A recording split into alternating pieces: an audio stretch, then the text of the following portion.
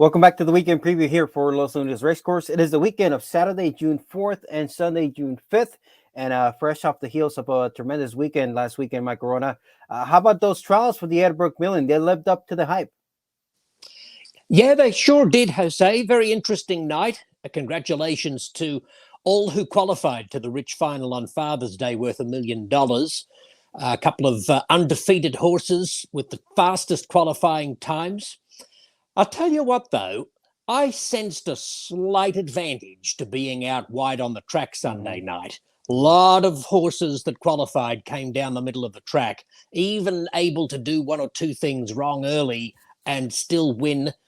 I think I'm gravitating toward the ninth fastest qualifier and hoping for a pretty square price just because of that fact. Party Politics was the only qualifier to finish near the inside rail after breaking in with his head high from gate 3 and bumping the number 2 horse. He was second in his trial as the odds-on favourite. I thought it was a really good performance, followed by a good gallop out.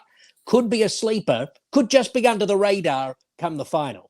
And also, we kind of talked, I kind of mentioned it on the show last week that we were going to have many of those trials during the daylight hours. And I think that also played a factor because it was more ideal conditions because it was a little bit warmer. The track tends to play a little bit faster. And we saw where some horses had very good trips, with no significant excuses towards the latter half of the card, and they just weren't putting up the times that some of those other runners were doing so earlier during the daylight hours. Yep, very good point. And, of course, the fastest qualifier was in the opening trial, and that's to take nothing away from, obviously, a super talented juvenile in Aint He Tempting. However, the horse has had the outside gate both starts, and let's just see how they shake out when we draw the post positions for the final. But I think Party Politics is well worth a close look. And I'll run quickly through the qualifiers. Aint He Tempting, Quirky Bitty Jess, DKAA, who I thought visually looked good. Frivolous, that's the sibling to Monopolist, who showed that kind of late kick like his sibling Monopolist. Yeah, troubled races prior to the trial. Navaja, who wheeled back out of the kindergarten. Navaja was able to sneak in. El Aventurero, Escalated, Itinerary, Party Politics, the ninth fastest qualifier, and Apolitical Jet, who had to wait and cross their fingers for, 3 trials where there was no change, right? Yeah, that's exactly right. Heart would have been thumping for the connections of that 10th fastest qualifier, but as you said, nothing changed across the last few trials, so made it into the field. All right, we'll be looking to that final there on Father's Day in just a couple of weeks here at Los Alamitos. Let's take a look at the past performances for Saturday night's program here at Los Alamitos. 10 races on Saturday. Race number 10 is the one we're going to focus on here, Michael, because you got a horse that you like in this 10th event. Yes, it's a 300-yard allowance for 3-year-old fillies, and I'm gravitating pretty strongly to the outside post with number 6, Magical Boots, who is 3-1 on Ed Burgart's morning line, has had 4 starts, debuted from the rail back in February and broke inwards from gate 1, so it was an acceptable debut, and then a show of confidence from trainer Adan Farias to enter her in a trial to the Los Alamitos Oaks at just her second start. In early April, Jose, she was a solid long shot second in a maiden behind glass ceiling, and then improved again to break the maiden in start number 4, which is the replay we have for you. Did so by a clear margin. I will admit it was a very messy race on April 30. The well-fancied No Collusion was a late scratch. Another horse looking hotter lost the rider just after the start. The horse drawn the outside veered outwards sharply and lost all chance. Still, I'm willing to overlook those things because I liked the professional performance and I liked the fact that the runner-up, who was the favourite in the race, came back to win next time out. Gate number 4 here for Magical Boots and gate 9 for the favourite Strawfinder's Corona. You can see there Magical Boots 4-1 in the spot. And and I'm kind of in agreement where she looked very professional and she took advantage that others make mistakes as well. Yeah, but she began well. The time was quite decent. She had a clear margin at the wire. over Strawfinder's Corona. Now, this runner-up had every chance in the race and then came out to win next time. So that's a strong form line that boosts my confidence that Magical Boots can be successful straight out of this maiden score. I'll tell you something else that interests me with the post position draw, Jose. We have an absolute basket case in gate 3 in the shape of Crystal Prize, who has caused all sorts of drama in recent starts, rearing and staying in the gate. The top 2 on the morning line, ever up number 2, and always in front the 5-2 morning line favourite, are drawn opposite sides of Crystal Prize. By the way, Ever Up was a 33-1 shot, breaking the maiden last time out. So it's a little hard to come back and stomach 3-1 straight after that long shot maiden win. Look, I love this outside post. I like the fact that Magical Boots will be the last to load, will theoretically be somewhat removed from any drama that's going on in the gate. And I think has a really good shot from gate 6 to repeat. Yeah, I like the outside draw as well. I already submitted my selections for the night lines, and this is my top pick as well. And to me, it came down to, I was willing to let this Ever Up beat me if she can put 2 races back to back like that together. I just, the way she did it, she looked like completely different than what she had previously looked before. To me, I'm going to try to let her prove it to me once again if she can run back 2 races alike. I just like that Magical Boots, has shown the ability to break sharply now in 2 consecutive starts. To me, that's a good habit to now have for a runner drawing the outside post. So it's a nice race. It's a very good, nice race to end the program on Saturday night. Yep, it's a race for non-winners of 2 lifetime, and Magical Boots is the most lightly raced. Her win from just 4 career starts. I think she's still on the improve for Dan Farias. And let's see if we can get the last winner on the card on a Saturday night with Magical Boots. Sounds like a good plan. Thank you, Michael Runner, for that analysis and that replay of Magical Boots. Let's see if she can break sharply on Saturday night. Hope so. Hooroo! 76 runners competed in the Ed Burke Million trials. And after a great night of quarter horse racing action, the list of 10 finalists is set. Aint He Tempting finished as the fastest qualifier, while Aventurero, Quirky Bitty Jess, and DKAA stayed unbeaten. They'll join the fastest qualifier in the $1 million final. A great race is on tap on Father's Day, Sunday, June 19th. The Ed Burke Million Final. The best is always at Los Alamitos. Welcome back to the program here, previewing the races for Saturday, June 4th from Los Alamitos, now joined by Christopher Way. Chris, before we dive into the races, anything that stood out for you on trials night? Tremendous performance there right off the bat by Aint He Tempting. Yeah, Aint He Tempting, like I said, we were talking to you earlier, the horse figured very, very strong in the trial and was very impressive for Monte Rosa and company and fastest qualifier, and very, very impressive in some other quality runners. It's going to be a heck of a final for that $1 million purse. Yeah, like we saw in that commercial, a few runners remained unbeaten, winning their trials and earning their spot into the final. Looking forward to that one on Father's Day, just in a couple of weeks here at Los Alamitos. All right, let's take a look at Saturday night's program. We talked to Mike Corona. He liked the horse in the 10th event. You like the horse in the 8th event. So we're going to take a look at focusing on the late pick 4 sequence here on this program. Yeah, and race number 8, I'm going to give this horse one more chance. These kind of horses that has ability always seems to find trouble. He's his own worst enemy. Lots of talent. I'm looking at the 5, more than chance. This is a horse I liked last time at a nice price. He got fractious in the post break 2 races back, was bumped back and crossed, but finished well. Then last time against allowance competition, got fractious in the gate once again, broke slow, bumped back and crossed, but was guzzled the final half of the affair, but had a good amount of run. And drawn up against the horse to the outside that on my numbers a little bit better figure, so maybe he could break and have a clear path to run, and they show the ability this horse does have. Because like he broke his maiden off a good workout pattern in the debut, and ever since that debut, he's had nothing but trouble. Yes, those kind of horses, you just have to give him chance after chance because you know he's going to get there. It's a matter of when. Didn't we preview this horse maybe a week or 2 weeks ago? Because I feel like we've already, given him the opportunity to kind of, get back into rhythm. He's been unlucky. You see the trouble lines in back-to-back starts basically since that maiden diploma. So here's more than chance. he was the number 3 horse in this field of 10. And what did you see this night? Yeah, like he had fractures. He was broke slow, got bumped back, and was crossed and fell back steadily, but was under a hold. And he finished better than looked and galloped out pretty well. So the ability is there. It's just one of those kind of horses that you just got to give him a chance after a chance. Broke slow, bumped back, and crossed right there. Lost about 2.5 lengths or so, kind of slow in the stride, but was never really asked. Was under a hand shift throughout and finished better than look with a good amount of run. He's got a lot of run right here, right into the wire, under a tight hold, and galloped out very well.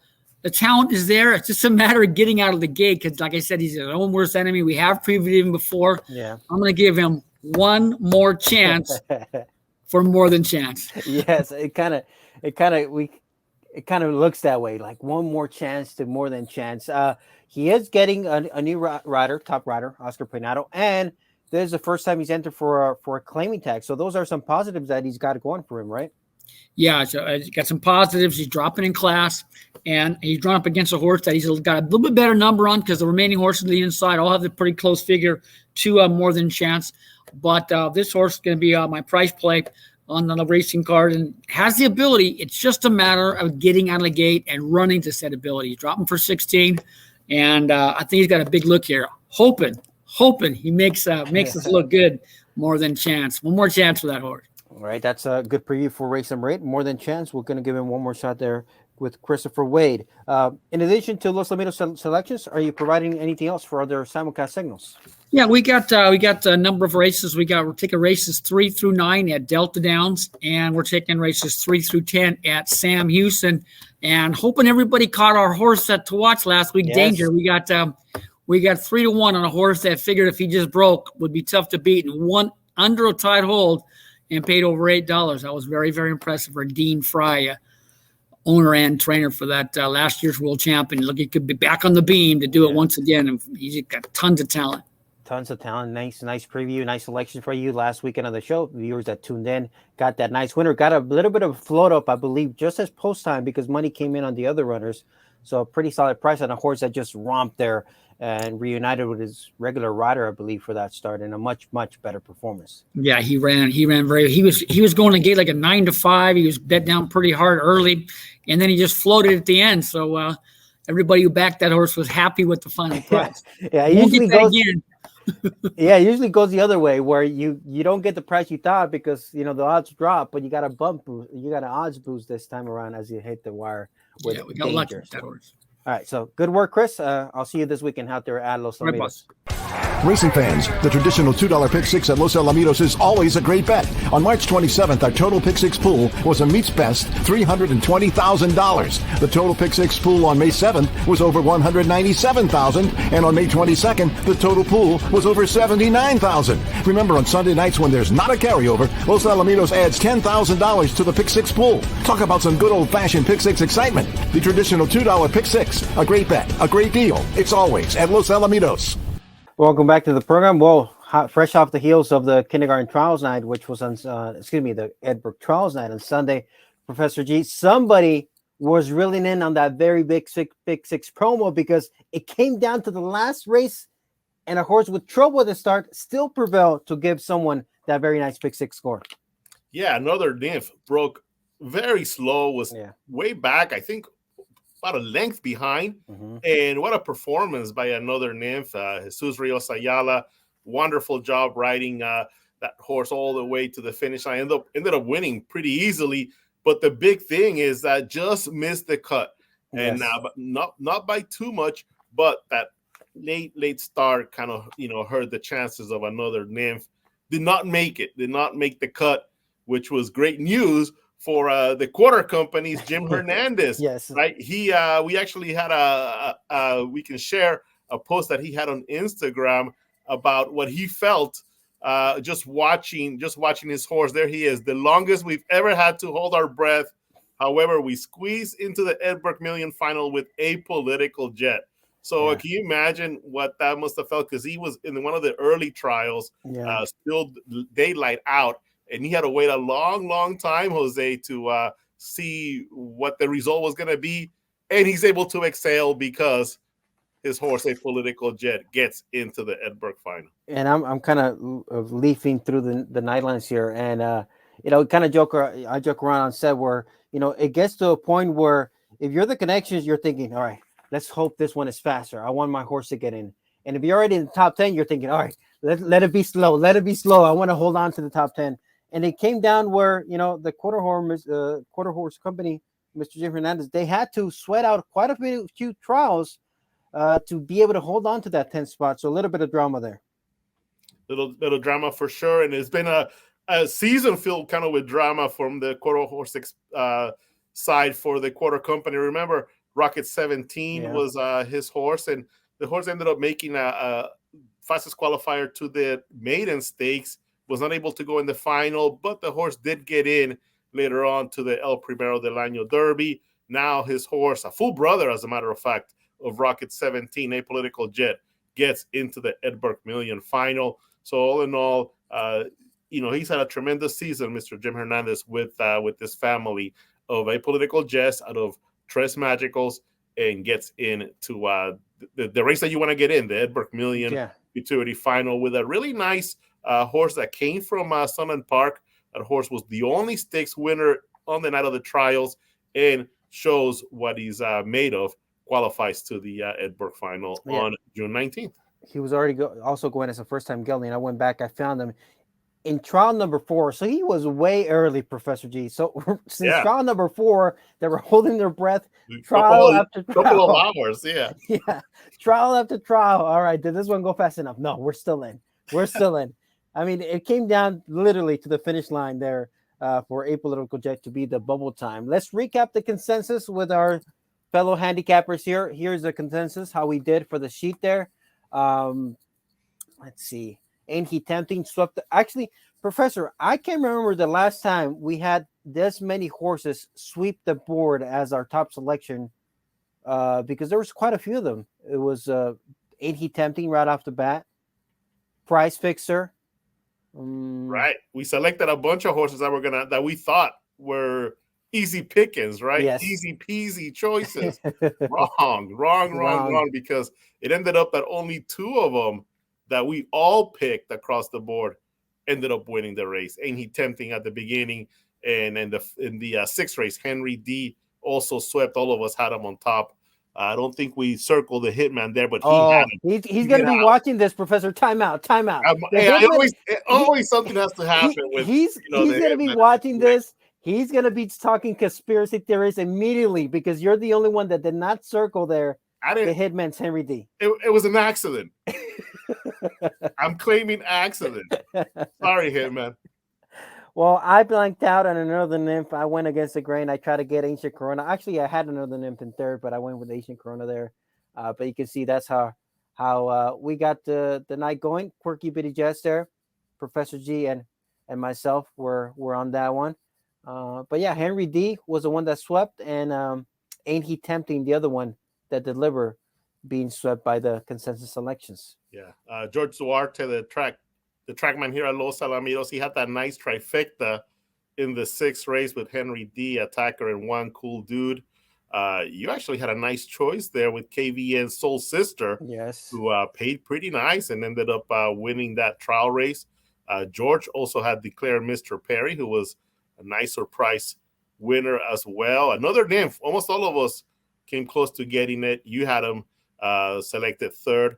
But I don't, at least one of us selected the winner of a trial in each one of the 10 races. So that is true. Yeah, pretty competitive night of trials, a lot of fun. And, and there were some misses, but also some hits as well. Yeah, KVN Soul Sister was my prize play of the night, got the job done. So that helped out the night there. And yeah, every trial was hit within our top 3 selections by someone in the handicapping column. There, the Hitman is going to be talking conspiracy after this, Professor. He's going to be watching. He's like, let him talk. Coincidence? What a coincidence that Henry D was not. Oh, sorry, it was surrounded. It was a total accident. I didn't mean to slide the Hitman. He's going to be. And Henry D, by the way, did you see Henry D ended up at 1-9 in the last click? Yeah, in that race. Amazing. Yeah, I think that was probably a $40,000 to $50,000 win bet in the last click on Henry D. Yeah, and you had a pick 3 as well going to him, didn't you? Yeah, so I sweated out. Yeah, he won by a narrow margin. I think he was maybe a nose in front. So Henry D was able to get the job done there. So a fun night of trials, and the finals are going to be on Father's Day. Father's Day is going to be the final. That's going to be June 19th. There, right the weekend before we do the double headers for the daytime thoroughbred season. Yeah, that's closing day at Santa Anita, and then we kick off on Saturday, June 25th, with a double header, day and night. So that's going to be pretty exciting. It's always busy time. June, July. That we're busy here at Los Alamitos Racecourse. A couple of trainers that are going to be really busy in the next few weeks. Monte Rosa getting the fastest qualifier. Aint He Tempting ready for the Ed Burke Million final. And Lindolfo Diaz, he's got two qualifiers to the Ed Burke Million. Quirky Bitty Jess, El Aventurero with a nice victory as well. We talked to both of them after the night of trials. How about we play those interviews with Monte Rosa and Lindolfo Diaz? Here they are. Both outsies draw on the outside. His first out, he kind of lugged out a little bit, and so I was a little concerned about that tonight. But, he broke well and run real straight and run real strong trial race. Very happy with him. Of course, the sister, Aint He Tempting, has had tremendous success. Any similarities between the two? Any differences that you can share? Both of them have real good dispositions. Both of them like to train a lot. I think she was a little sharper earlier. She's a little quicker away from the gate. I think he might be a little stronger at the end. But both of them real good disposition horses. Like to train, good to work with. She ran huge, man. She broke sharp. Like I told you, she was a good breaker, but she surprised me how she finished. She finished really, really strong, and she looked good, man. So hopefully she pulled up good, and hopefully we wish everybody good luck in the finals. El Aventurero also very solid from start to finish. Yeah, that horse had a little bit of trouble. Seems like he kind of hopped a little bit, slight hop, and went in a little bit at the break. Cost him a little bit, but he quickly recovered. He ran good. He looked like he was finishing really strong. So hopefully he gets a little better break in the final, and he could run up there too. He's a good little horse. And doing it with your dad, J. Francisco Diaz, just makes it that more special. You guys have won the Ed Burke Million in the past with Floki. Right, yeah, and now you have a chance here too. Makes it special. That was with my good friend Flores was training him, so we just seems like we got a little bit of luck, man. We got some nice babies this year, and luck was on our side. Hopefully we qualified, and now see what happens in the finals. Hopefully just a clean race for all of them, and the better horse can win it. All right, so those connections, those two barns have some very top contenders lined up there for the finals, for the final of the Ed Burke Million Futurity. Best of luck to Lindolfo Diaz, Monte Rosa, and all of the qualifiers in that rich futurity final on Father's Day. It was fun night of trials, and we kind of saw, Professor, that was a little bit of an advantage running under late daylight conditions, right? The track seemed to be a little bit more quick, a little more faster earlier in the night. Yeah, we were talking about Apolitical Jet and Mr. Hernandez holding his breath. Yeah, none of the trials, the final three trials, resulted in a qualifier. Yeah. So he had to sweat out for those three races to see to get in. But yeah, definitely a lot of the horses, especially in their first three trials, posted pretty quick times. Quirky Bitty Jess, very impressive. She also posted a fast time. Mm-hmm. That was in trial number 7. Yes. That was the last trial that resulted in a horse getting into the Ed Burke Million final. So an impressive race from Quirky Bitty Jess. Lindolfo Diaz with 2 qualifiers. Valentin Zamudio with 2 qualifiers, including one owned by M&G Farms, who won this race last year with Golden Boy. They're going to look to repeat with Itinerary as well. And Felix Gonzalez, he gets 2 win. Frivolous and also Navaja, they're both in the Ed Burke Million final. A Frivolous sibling to Monopolist, right? Yep. Yeah. Yep. Who showed that flashy late kick. And Navaja, who wheeled back from the finals of the kindergarten, correct? That's right. If I remember correctly. So already a 2-time futurity qualifier here at Los Alamitos. Horse bred by Mr. Jesus Nava, who owned and raised the mare Just Flashy. So and that's his first horse that he's ever bred, Navaja. And what a way to start that breeding career for Mr. Nava. That's a great way to start. That's one of the good stories there for sure coming out of those trials nights. So best of luck to all the finalists. Post positions will be interesting once we get to that point in time on Father's Day. Right, Professor G. I talked to Christopher Wade, Mike Corona. They gave us selections for races 8 and 10. And I figured, why don't we wrap up the Lake Pick 4 and take a look at races 7 and 9, which are the two-year-old races on Saturday night. Okay, nice. Well, we also have a couple of first-time starters as well. Yes. So maybe we can check out those workouts as well. There is race 7. So here you go. One of two 2-year-old races for Saturday night, races 7 and 9. But race number 7, Professor, 300-yard maiden event. And we were just wrapping up the trials, right? I noticed I peeked at our early drafts of the night lines. We both like Vanish, Professor. But what about Sakatuya? Look who she just finished third to. Quirky Bitty Jess and another nymph. How about that? Well, we actually talked to Danny Montes on the debut of Sakatuya, if you remember. Yes. Jose and a horse, a filly, Sakatuya by 5 Bar Cartel, a horse that Danny Montes conditioned to an Ed Burke Million victory, Jose. So it all kind of ties in together. Sakatuya, nice effort, I thought, on that debut. And like you mentioned, man, 2 big-time horses that ran incredibly well under the lights here during the night of the Ed Burke Million. And Sakatuya, a pretty even race, was third pretty much throughout the whole race. Well supported, had a little bit of an excuse, got brushed leaving the gate. Pretty good effort from Sakatuya. But the 3 Vanish, I think, has a pretty good potential as well. A little bit quicker out of the gate, perhaps. The time wasn't super great, 12:39, but was facing a really sharp winner from the rail, Elise Matisse. Doc's Best Woman was a second-place finisher there. And I think Vanish, second out, should do well. I think will be a heck of a race between the 3 and the 4, Sakatuya. A horse that I wish would do, that just hasn't done what I thought it was going to do right off the bat, Somewhere Out West. Yeah. Do we give that horse another look, Jose? $50,000 purchase at the Los Alamitos equine sale, a favorite cartel filly. You would think that she would be able to close. Just hasn't shown a lot of speed. Yeah, that's the thing. But they pretty good price, $50,000. Took money first time out. Look, Somewhere Out West was just under 3-1 with Trouble. Second time out, Trouble again. The price should be solid. We'll have to wait and see what kind of odds she gets at post time. But she is interesting given just the price point at that point. But I'm with you on Vanish. I just like that she was fairly professional, even though her time wasn't as sharp as others. I just think the professionalism might take her far in this spot like this, where there's lightly race runners. There's runners that made mistakes, like the 6 and the 7. They both swerved out in their only start. So that's a little bit of concern.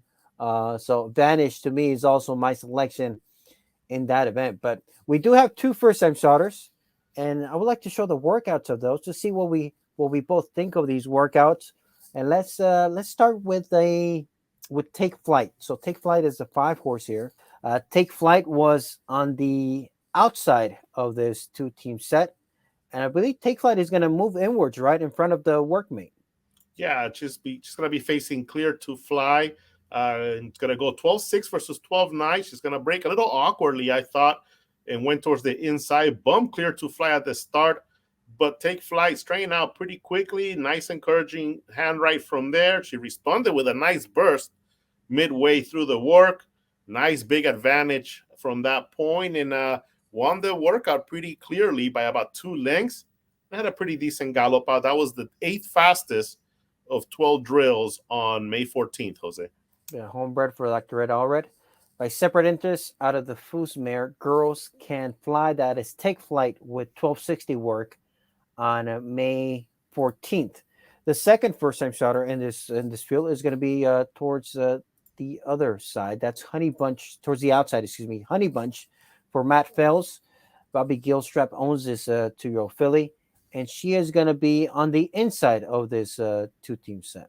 Going against Miss DuPonte, 12-7 versus 12-8. Thought it had a nice alert start, but did go inside, quickly corrected, and she, by her rider, she responded nicely, leveled out fast, was ahead of her rival by a little bit right there, and she'll continue to be asked by her jockey. Finishes nicely to the finish, and I thought showed a nice little burst of speed there after the wire, winning the drill by about a length. and that was the 7th fastest of 19 works on May 21st. 12.7 for Honey Bunch. You can tell she's more of a slim, compact filly with the quick strides that can get her speed going under her. So that might be something to watch. You can see that middle acceleration that you mentioned there in that workout for Matt Phelps. Erasmo Gasca has the mount for these connections, drawing the outside here, Honey Bunch. So those are the two first-time starters, Take Flight and Honey Bunch, working in their respective workouts. Vanish to me is the top selection. And who did I? Let me see if I can. I went Vanish, Sakatuya, and Matilda the Eagle. That filly by Matilda Check. So 347 for me. Nice. And I'm gonna go with the 3-4 there, Vanish and Sakatuya. And I believe I may have gone with Somewhere Out West as my third selection. Mm-hmm. I believe so. That was my third pick. Yeah. So that's a look at race number 7. That is the first leg of the late pick 4 on Saturday night. Let's skip ahead to race number 9, the other 2-year-old event of the evening. 300 yards, maidens. We got a field of 6 here in this spot, Professor. Is a train station a standout in the spot? Do you think he's going to get bet heavily off of that third place finish in that futurity trial? 7:05 morning night, and that I made that horse my top selection as well. Facing One Sweet Bar in a trial to the kindergarten futurity, and another horse that brushed a little bit leaving, but solid overall race, almost the identical type of a race as the one that we were talking about, Vanish. Yeah, there, and as well as Suck It To You. They both pretty much went evenly in their effort. The train station just facing tougher competition there in that futurity trial. That's my top pick. The train station draws the outside, Armando Cervantes, Monte Rosa, and some nice experience having raced twice already. Yeah, the other main threat, I think, could be Chivalry, who went off at 2-1 first time out, got into some trouble, and ended up finishing third. Also got into trouble second time out against Fired Up for this one, who was making a strong debut win. So 6-3. And maybe a little bit of a price I'm reaching if you're looking for the exotics. Maybe Bajon's Magic for Juan Aleman. Adrian Loza had worked in 1280. Only had one prior workout before that first start on May 8th, where he kind of broke inwards. So I'm just looking that maybe the experience could move him up just a tad here at a bit of a price for the exotics. But it's going to be tough to defeat the train station if he kind of improves anything on that third place finish. Yeah, I agree with you as well, Jose. I think the two horses here are the 3, Chivalry, and the 6, the train station. Well, that's a look at a couple of 2-year-old events for Saturday. Thank you to Christopher Wade and Mike Corona for talking about race 8 and 10. So that's a late pick 4 preview here, courtesy of Professor G and yours truly. And thank you for those interviews post trials, Professor. Who impressed you? Was it right off the bat? Aint He Tempting? Was, looking more, and I'll tell you a little bit more about why I'm thinking this. Even though Quirky Bitty Jess, ended up with the second fastest qualifying time, shouldn't we give her plenty of credit because it was later in the night? Because it got a little bit tougher to put up those fast times. So given that she did that in trial number 7, deep into the evening, that was a very nice performance by Quirky Bitty Jess. Yeah, as you were mentioning, who impressed me. That's one runner that I was impressed with, and like Lindolfo Diaz said in the interview, she's just so fast, she's just so quick out of the gate. But Aint He Tempting has that incredible class, that breeding, that just that bloodline. We've seen Aint He Tempting and everything that she did during her career as a 2-year-old and as a 3-year-old, just class. But it'd be interesting now to see, when they hook up, who's going to break ahead of who's going to break ahead of who between Quirky Bitty Jess as well as Aint He Tempting. That's going to be a big key. And also, Aint He Tempting has only raced from the outside.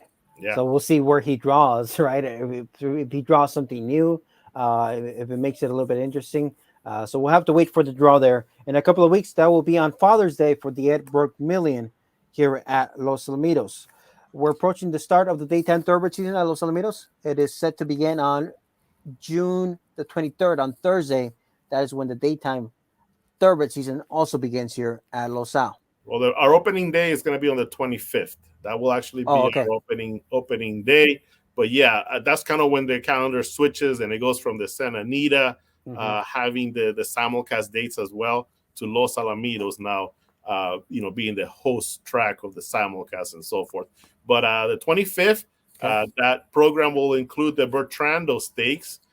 We are going to race on 4th of July, so we're going to have a 4-day week the week after. So we'll be going the 1st, 2nd, 3rd, and 4th. Monday, 4th of July, we'll have the Great Lady M. That's the Grade 2 Great Lady M.